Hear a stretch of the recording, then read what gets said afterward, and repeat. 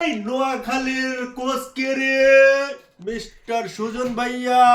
কি নোয়ালি সুজন? হ্যাঁ এ ভাই হে সারা জীবন বল করতে 110 ঠিক 115 ঠিক হে হইছে বোলিং ঠিক একবারে নিকাম্মা একদম ঠিক। এখন হেরে দিছে ব্যাটিং কোচ কোন শালাই দিল কে দিল?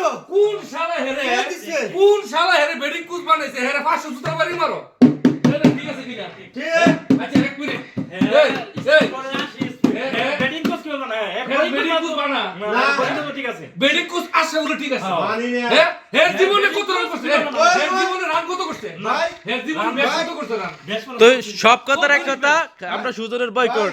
হে বয়কট না নোয়াখালীবাসীর অনুরোধ করুম হেরে বয়কট কইরাছে রে অন্তত নোয়াখালী এক্সপ্রেস দলটারে একদম ডুবাই দিছে পানির ভিতরে। নোয়াখালীর ডুবাইছে ভাই। হ্যাঁ ওরে কোচ আমরা মানি না। ওই যে নোয়াখালীরে ডুবাইছে হের কারণে আয় রে বালতি লইয়া কাঁদতেছে নোয়াখালীর লোক।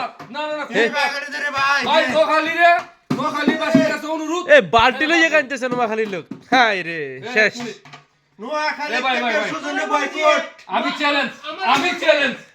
চ্যালেঞ্জ নোয়াখালীর মানুষ যদি মেরা মর্জি।